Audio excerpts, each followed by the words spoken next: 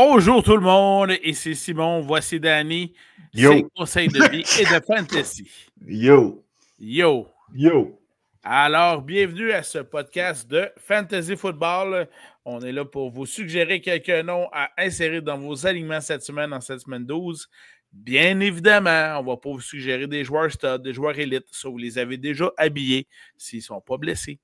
Alors, là, on est là pour vous suggérer des joueurs qui seraient normalement vos deuxième ou troisième ressort de passe ou porteur de ballon, vos flex, vos super flex et vos paris sportifs qu'on appelle des DFS. On est là pour ça. Et si vous nous endurez jusqu'à la fin du podcast, peut-être qu'on va vous parler de sexe et de politique. Voilà, ça attire toujours. Merci beaucoup, Danny, voilà. C'est bon. Alors, le petit hameçon est accroché, c'est excellent. Merci. Voilà. Alors, dans les joueurs à surveiller, corps arrière pour la semaine 12, qui nous suggères-tu, Danny? Parce que je crois en lui. Et je suis le seul, depuis un certain moment, sur ma colline. Bo Nix. Ça te fait rire? C'est correct. Tu veux encore me remettre d'en face l'échange qu'on a fait ensemble? Il n'y a pas de problème. Ça n'a aucun rapport. Non, c'est correct. C'est correct. Que le gars, présentement, si tu regardes ton système de points, puis tu prends les joueurs, tu enlèves les joueurs disponibles, puis tu mets tous les joueurs à la position de QB, puis tu commences à compter. Il n'est pas premier, deuxième, il est neuvième à la position. C'est Bo fucking Nix du côté des Broncos. Sean Payton est en train d'en faire un Drew Brees version 2.0 contre Las Vegas. Puis Las Vegas, là, ouais. Écoute, même Kenny et son skateboard leur passeraient sur le corps. Oui, c'est pas mal ça. De mon côté, Max Crosby passerait par-dessus. Il essaierait de le plaquer, puis il passerait par-dessus. Ouais, mais là, ouais, tout à fait. T'as-tu vu la clip de Mike McDaniels, le coach des Dolphins, qui est sur les lignes de côté et qui fait assemblant à... Assemblant, oui, comme on dit. C'est vraiment dit. Il fait assemblant de changer le jeu à la ligne de mêlée pour créer un hors-jeu, un offside de l'autre côté. Et Max Crosby, mort à l'hameçon. Donc, il a créé un hors-jeu. Puis là, le coach se retourne vers Crosby qui dit « Max, on n'avait même pas de jeu de coller pour ce jeu-là. » Fait que l'autre, il fait « Puis là, il lance même un « LOL. » Ouais. Voilà, c'était de toute beauté. De mon côté, carrière à surveiller pour la semaine 12, l'équipe la plus pire. La plus pire, oui. On fait de la chicane. C'est comme la chicane, la plus pire. Oui. Celle qui donne le plus de verges contre le jeu aérien cette année, c'est les Ravens de Baltimore. Bon, souvent, c'est au 4e quart en garbage time parce qu'on mène. Ça compte. Mais ça compte aussi. Et ça tombe que c'est ton ancien ami qui ne l'est plus, Justin Herbert, qui joue contre les Ravens. Non, tu ne croyais plus en lui. Tu l'as lâché comme une godasse finie. Alors, voilà, c'est Justin Herbert, en qui moi je crois, et que je vais donc suggérer pour cette semaine 12. Geno Smith, qui nous a quand même fait un très bon 4e quart contre Arizona. Tu m'en as volé un, Geno Smith, en effet. Je suis comme ça. Je vais y aller contre une des pires défensives cette saison pour une équipe qui est la seule à ne pas avoir gagné à la maison cette année. Donc, contre les Cowboys de Dallas, M. Jaden Daniels dans un match intra-division et les Commanders pour le sommet de la division en plus. Tu vas inverser le match-up. Danny a pris l'adversaire. Ouh! Danny vit avec le danger. Cooper Rush ou Daniel Jones? Présentement, c'est Cooper Rush. Danny, oui, mais les rumeurs sont persistantes. Lundi, les rumeurs sont persistantes. Daniel Jones est agent libre parce qu'il s'est fait libérer par les Giants à sa demande. Et donc, il pourrait très bien, selon les rumeurs, signer avec les Cowboys et affronter son ancienne équipe dès ce jeudi de l'Action de grâce américaine. Mais on parle de dimanche. Et dimanche, peu importe ce qui arrive du côté des Cowboys, Cooper Rush va être... le partant, si je peux dire ça comme ça. Donc, Cooper Rush contre Washington. Washington est une attaque qui a une défensive favorable à toutes les attaques de la Ligue. Ça, c'est clair. Jusqu'à preuve du contraire. Et de mémoire, pendant que nous étions à San Francisco, Cooper Rush avait quand même accumulé quelque chose comme 354 verges de passes, je crois. Quelque chose comme ça. Ce qui est quand même, on va se dire, pas piqué des verres. Voilà, tu m'avais enlevé mon troisième carrière. Toi, t'en as-tu un autre? Écoute, là, on dit de pas habiller, tu sais, qu'on vous dira pas d'habiller vos studs, puis tout ça. Puis il y a un gars qui est considéré comme un stud au poste de corps arrière, et moi, je ne comprends pas. Mais je vous dis de l'habiller cette semaine pareil, c'est Pat Mahomes. OK? Euh, Oui, c'est un GOAT, mais dans au la... niveau fantasy, c'est effectivement pas un stud cette année. Voilà. Ah, puis il recule à l'an passé. Oui, effectivement. L'an Mettons passé depuis aussi. semaine 8 l'an dernier, là, c'est pas un gars, c'est pas le gars qui va vous faire 30 points. On est loin des 2 premières années là, dans son cas. Je vous Effectivement. dis pareil contre la Caroline, habillez-le. OK. Tu sais, c'est juste ça. Je vous dis pas, écoute, tu sais, Ouais, je ouais, comprends que ouais. c'est un stud, mais moi, je le considère plus comme un stud depuis belle lurette. Mais quand même notre ami Yann ne croit plus en Mahomes comme son numéro 1 carrière en fantasy football, ça veut tout dire. C'est pour ça que je vais aller le voir au sujet de Bo Nix. Et voilà. Il ne perd pas une occasion, ce Danny. Alors, allons-y du côté des Quand porteurs tu de ballon, rebâtis, tant qu'à y être. tant qu'à y être. Tant Du qu'à y être. côté des porteurs de ballon à surveiller pour la semaine 12, tu commences par qui, Denis? L'équipe qui affronte ne va nulle part. Brian Robinson Jr. contre Dallas. Tu m'en as encore volé un, c'est excellent. Désolé. Il n'y a pas de problème. Dit-il avec le sourire au visage. Dans ce cas-ci, moi, je vais vous suggérer Austin Eckler. Les deux forment Oui, une oui, bonne oui. combinaison. Et Austin Eckler a sa part de points par match, tout comme Oui. Brian Robinson. Et là, effectivement, ils affrontent la 4e pire défensive contre le jeu au sol, les pauvres Cowboys de Dallas. Du Je côté dis pauvres, d'Eckler, évidemment, ils valent ouais. cher, mais leur jeu Ouais. est pauvre. Voilà. Non, mais tu sais, du côté d'Eckler, écoutez, c'est plus comme à l'époque des Chargers. OK? C'est plus le Puis ça, numéro on 1, vous ça c'est l'avait. clair. Puis peu importe l'analyste fantasy que vous écoutez, français, anglais, espagnol, il vous l'avait collé. Aussitôt qu'il s'est ramassé à Washington, il allait avoir une drop au niveau du fantasy. Mais le gars a toujours de la valeur par la passe attrapée plus que la course au sol. En gros, c'est un wide receiver de luxe présentement. Là. Mettons. Mettons. Donc, ça, vous pouvez l'habiller. Ramondre Stevenson contre Miami. Ah, OK, Du OK. côté des Pats, Tu y écoutez, vas intra-division. oui, du côté des Pats, Drake May s'en vient quand même quelqu'un de fantasy relevant, si je peux utiliser l'expression. Puis vous aviez Stevenson. Vous avez Hunter Henry. C'est pas mal les 3 gars que vous pouvez habiller du côté des Pats. On vous parle souvent de Mario Douglas. C'est pas mal les gars. Mais les 3 premiers ont priorité. Donc, Stevenson contre Miami, si c'est ton running back numéro 2, normalement, il devrait avoir de la valeur. Pas seulement avec les courses au sol, avec les passes. Parce qu'on va tirer de l'arrière. Oui, c'est ça. Il y a une équipe qui affronte la 2e pire défensive contre le jeu au sol, qui sont les Panthers à Caroline. Ce sont les Chiefs de Kansas City. Pacheco est encore sur le ER. C'est confirmé qu'il ne jouera pas ce dimanche. Donc, Kareem Hunt est effectivement toute une arme à avoir, que ce soit comme flex ou sinon dans votre pari sportif. Et la valeur n'est pas très élevée et le rendement risque d'être très, très bon. C'est pas mal la dernière semaine. Là. Alors, Écoutez, il faut en profiter. Profitez-en si vous avez Hunt, parce qu'après ça, on va tomber avec un split. Là. Avec Pacheco qui va prendre les Ouais, devants là-dessus. ça risque d'être plus que 50-50. Là. On risque de tomber 60-40. Aaron Jones contre Chicago. Oh. Tout simplement parce que Chicago devrait tirer de l'arrière. On devrait utiliser le jeu au sol en deuxième demi. Aaron Jones va être le gars avec qui aller dans la situation. Tout simplement, c'est pour ça que je l'habille. Et je prévois qu'il ait un touché. Donc, en gros, tu vas chercher un 6 points ou un 7 points, tout dépendant là, de la formule de points de ta ligue. Il y a une équipe qui, dans les 4 derniers matchs, sont 4e dans les points comptés, le nombre de verges par la passe, le nombre de verges au sol. C'est les Cardinals de l'Arizona qui ont une belle résurgence. Et James Conner est donc à surveiller dans ce cas-ci. Et en plus, il joue un match intra-division contre les Seahawks de Seattle. Ça va être fort intéressant.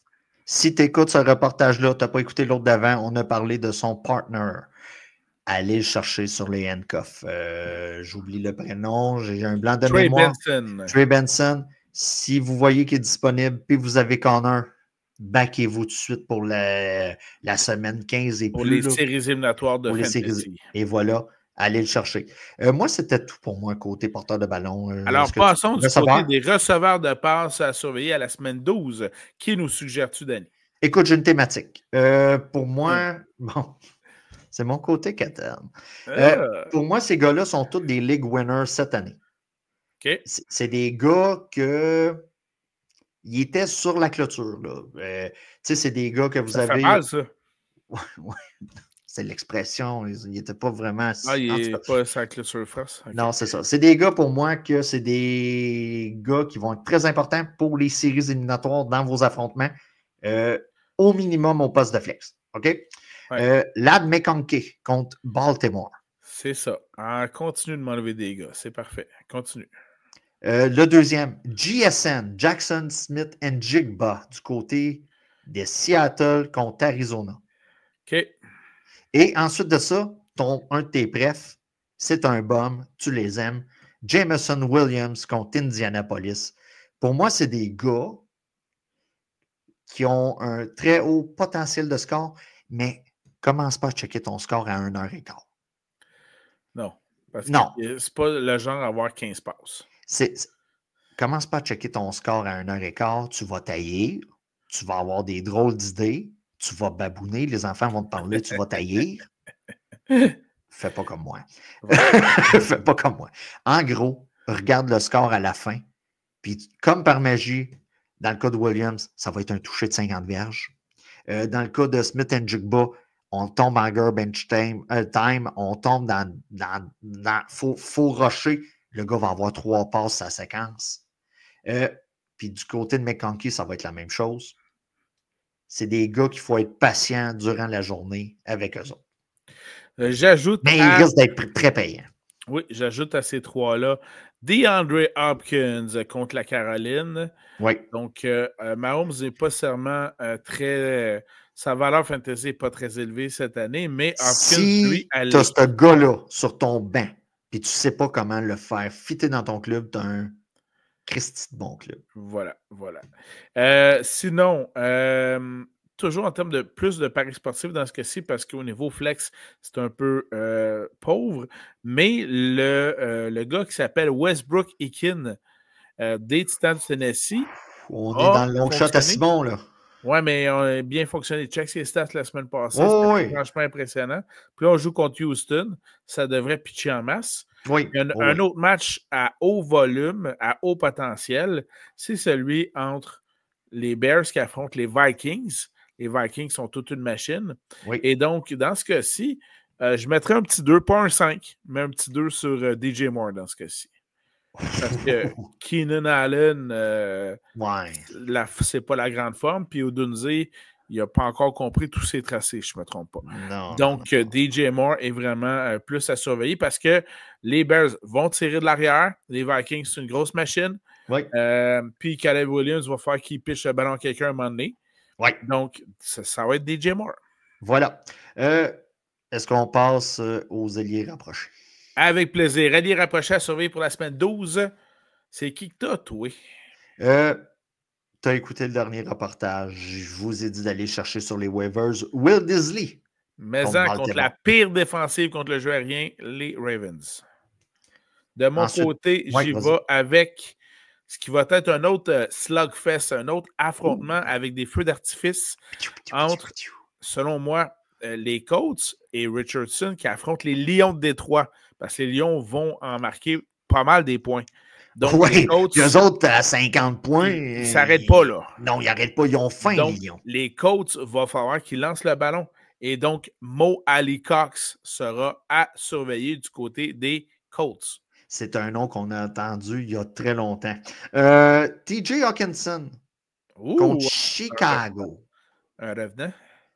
Parlant de revenant, le gars va avoir sa juste part de gâteau contre Chicago. Je pense pas qu'il est considéré top 5 en ce moment au poste d'allié rapproché. Je vais donc me permettre Sam Laporta du côté des Lions. Il est tout sauf un top 5, mais il a été repêché comme le top 1 à la position, à moins que vous ayez pris Voilà. Kelsey. Donc, top Voilà. 2. Là. Kay Dalton, moins évident un peu Les Bucks de Tampa Bay. contre les Giants. Oui, j'avoue que le match-up est intéressant. Et Euh, finalement, vous auriez dû l'habiller la semaine passée, mais il a quand même un bon affrontement cette semaine, encore une fois. Jonnu Smith avec les Dolphins et Tua qui lui lance le ballon. C'est intéressant. Si évidemment, j'espère que ce n'est pas votre numéro 1. Si c'est le cas, ben, ça devrait quand même bien aller pour cette semaine. Voilà. Puis j'ai vu des classements où ce qui était en avant de la Porta. Donc, tu sais, ça montre la volatilité là, à la position. Là. Tout à fait. Allons-y du côté des défensives à surveiller pour cette semaine 12. Tu y vas avec qui, Danny? Écoute, pour moi, le match-up de la semaine, Ouais. j'en ai 2. J'ai les Bucks contre les Giants. Ou ce que Je l'avais aussi. OK, Ça, c'est clair. ça, regarde, c'était clair. Tu avais les Bucks de Tampa Bay. En plus, en DFS, en paris sportif, c'est pas la valeur la plus élevée, donc un haut rendement pour la valeur que vous y mettez. Les Américains ont une expression pour une situation comme ça qui est « go figure ». Oui, en effet. Cherche à comprendre. Les Texans contre le Tennessee. Oui, j'habille la défensive. Désolé encore. J'habille la défensive des Texans contre le Tennessee. Ça va de soi. Alors, je me permets tout de suite d'y aller. Moi, je vais avec la défensive des Chiefs. C'est quand même juste les Panthers de Caroline qu'on a. Dieu merci. C'est ça. Et finalement, j'en avais inscrit 4. Donc, j'y vais avec la défensive des Dolphins contre les Patriots. Oui, Drake May est intéressant au niveau fantasy, mais on ne compte pas 42 points. Ça reste que c'est les Pats. C'est ça, puis on ne compte pas 42 points les Pats par match. Non, c'est ça. Puis moi, écoute, c'est bizarre qu'est-ce qui se passe là-bas. Puis c'est bizarre dans la ville, puis c'est bizarre dans le stade. C'est à Las Vegas. J'habille la défensive des Broncos contre Las Vegas. Ouh! OK. Hey, écoute, c'est quoi la situation au corps arrière? C'est quoi la situation au running back? Gardner Minshew. OK, carte à moi. Puis la seule commodité intéressante et très intéressante, c'est Brock Bowers. Brock! Il n'y a rien à voir là. Si.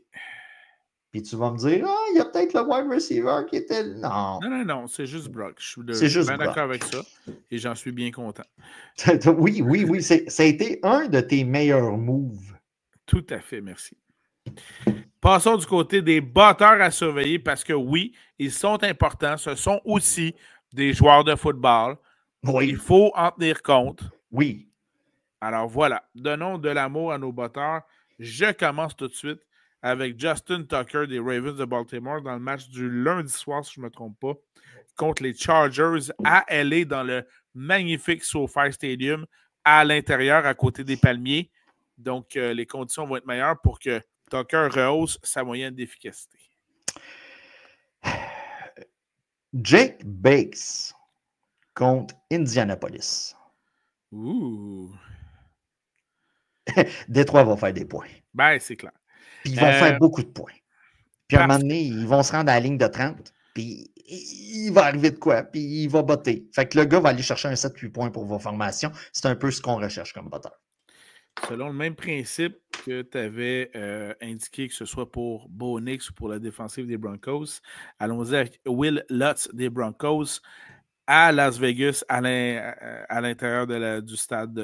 Donc, voilà, dans le dôme. Puisqu'il donne un coup de main à sa femme dans la cuisine, dû à sa blessure, j'habille Spencer Shredder de Kansas City en remplacement de Butker contre Caroline. Et finalement, de mon côté, j'habille un nom que je ne connaissais pas beaucoup, Joshua Carty des Rams de Los Angeles contre les Eagles. Donc, moi, je vois un match serré là-dessus. Oui. Les Rams ont quand même gagné, sont 5-5, ils ont gagné plusieurs matchs. Ce qui m'amène juste en passant, ça aurait été un autre beau week-end au SoFi, mais ça, on l'a déjà fait, puisque tu as donc les Rams qui jouent le match du dimanche soir au SoFi et les Chargers qui jouent le match du lundi soir au SoFi. Voilà. Et Brandon McManus de Green Bay contre San Francisco. Match-up très intéressant de mon côté. Et je crois que tu ne l'avais pas nommé. Non, c'est parfait de ce côté-là. Alors, merci beaucoup. On a donné bien de l'amour à nos batteurs. Bon. Toujours important. Alors, Oui. terminons Parce cette que, édition. écoute, hier, dans le match, là, dans la neige, là, moi, je voulais voir quelqu'un botter. Là. Oui, il y en a Puis qui ont ça manqué. ne serait pas arrivé. Il y en a qui l'ont eu. Il y en a qui l'ont eu, mais dans la grosse neige à la fin, là, J'avoue. ça aurait été hot, mais voilà. Ça s'est pas arrivé. Alors, terminons ça par un conseil de vie de Danny. Écoute, j'ai plusieurs petits points. Oh, tabarouette. OK, on t'écoute. J'ai plusieurs suggestions. Bon, pour commencer, je vous recommande, si vous êtes un fan de Batman, la série de Penguin. Que tu as fini à San Francisco? Que j'ai fini à San Francisco. Tu vois la thématique, là? C'est pas mal qu'est-ce qui s'est passé au cours de la dernière semaine. Donc, The Penguin avec Colin Farrell. Ce qui se passe à San Francisco reste à San Francisco. Non, c'est un peu plus au nord. La série de Penguin disponible sur les HBO, super écran, puis tout ça. Là, et certains sites, plus ou moins. Moi, je ne suis pas un geek. OK? Je pense que les gens l'ont compris avec le temps. Là. Moi, je suis capable de me connecter à la page et c'est déjà bon. Oui. C'est déjà bon. Tu confirmes. Donc, The Penguin, c'est disponible soit par streaming ou par quelques sites illégaux. Prenez le temps d'écouter, ça commence tranquillement, mais à la fin, c'est très bon. Je vous recommande, Simon a écouté un film dans l'avion, c'est un film avec Sydney Sweeney. Tout sauf toi. Tout sauf toi. Écoute, si vous aimez les histoires d'amour kitsch comme Simon, si vous Anything but you en anglais. Si vous aimez les gars avec un beau corps et les femmes avec de beaux corps, je vous recommande ce film avec Sydney Sweeney. Ce fut très divertissant. Divertissant. Et moi, j'écoutais un film et je me reverrais comme ça une fois de temps en temps, quand le moment était bien choisi. C'est-à-dire à toutes les fois que Sydney Sweeney rentrait dans la scène. Ah, écoute, man. C'est ça. Écoute, nous autres, à notre adolescence, on a eu Pamela, puis eux autres, certains vont avoir Sydney. Écoute, tu passes de Pamela, Scarlett Johansson, Sydney Sweeney. Ah, ben c'est comme la Next in Line, là. Ouais. C'est la prochaine générationnelle. Si on parle. Elle a 27 ans. Mais bon, continue. Elle a 27 ans? Oui. OK, je suis content. Je suis content pour elle. Beaucoup de belles années à faire d'excellents films. Oui, voilà. Ah non, écoutez, là, pour l'histoire, Simon a bien aimé l'histoire. Moi, je trouvais ça kitsch. Puis j'avais pas d'écouteurs. Je voyais juste ce qui se passait. Ça doit être pour ça. Tu as manqué tous les bons dialogues. J'ai manqué toutes les belles phrases. Puis tout ça. OK. Nouvel album de Linkin Park. Ouh! C'est quand même bon. Ouf! C'est pas la meilleure critique que j'ai entendue. Non, c'est quand même bon. Non, écoute. Moi, j'étais un fan de l'ancien Linkin Park avec Chester Bennington. Le gars a décidé de faire ce qu'il a fait. Il s'est terminé lui-même. OK. J'étais pas un fan. Quand on a annoncé la nouvelle chanteuse, on a fait, dans le fond, prestation des nouvelles chansons, de quelques nouvelles chansons et les anciennes. J'étais plus ou moins un fan de quand elle chantait l'ancien matériel. Mais le nouveau matériel, par exemple, c'est différent. Donc, tu me recommandes d'écouter ça? Je le recommande de l'écouter. L'album a au moins 5 ou 6 bonnes chansons. Bon, c'est du bon vieux Linkin Park. On revient avec des tonalités qu'on a déjà écoutées. Puis la fille fait bien. C'est juste que je trouvais que l'ancienne époque, ça sonnait plus karaoké.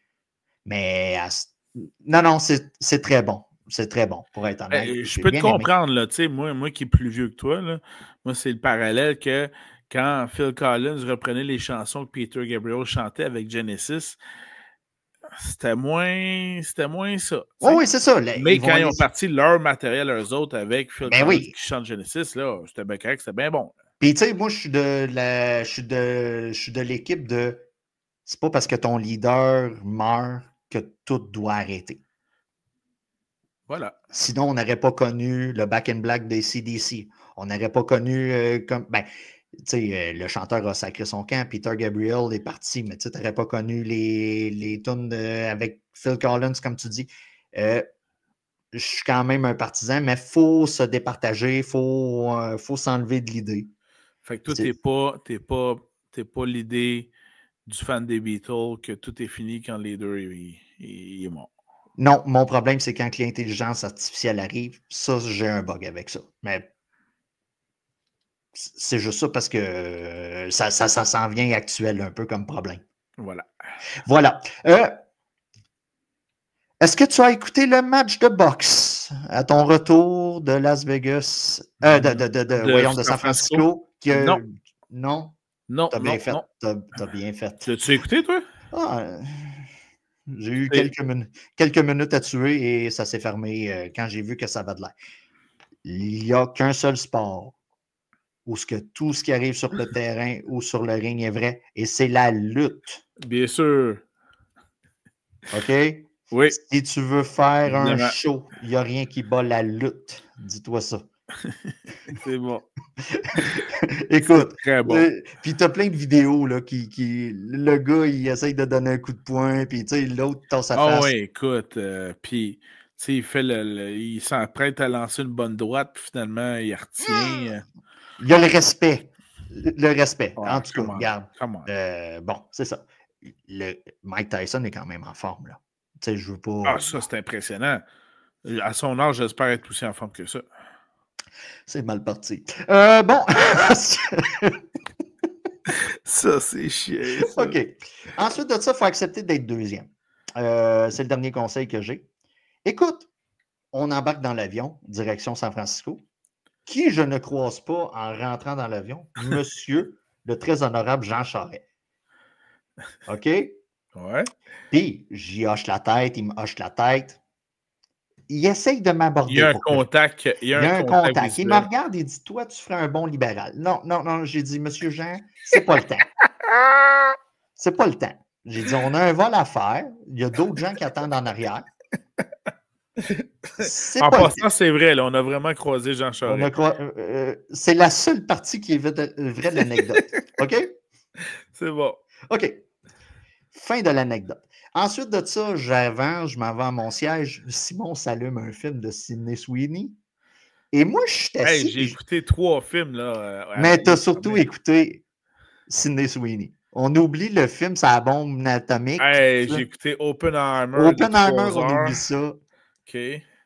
C'est quoi l'autre que j'ai écouté avant? Ben, moi, j'ai écouté 1980. Ah, Bad Boys. Ah, t'as écouté Bad Boys. OK. Bad Boys. Non. OK. Tout ça pour dire. Je vole. Puis je suis comme, si l'avion crash, là, t'as rendu compte que c'est des hommages à Jean Charest, puis nous autres, on vient de passer 2e, 3e pendant toute la semaine. Non, j'avais pas pensé à ça. Ben, moi, j'y ai pensé. Fait que c'est d'accepter votre sort. OK? On aurait passé inaperçu, solide. Passé dans le beurre, là. Mais, il n'était pas dans l'avion au retour, hein. Il était juste là. Non, juste pour l'aller. Mais tu sais, moi, je me disais, un moment donné, ils nous ont avertis, il va y avoir un peu de turbulence, puis tout ça. Puis je me disais, hey, l'hommage.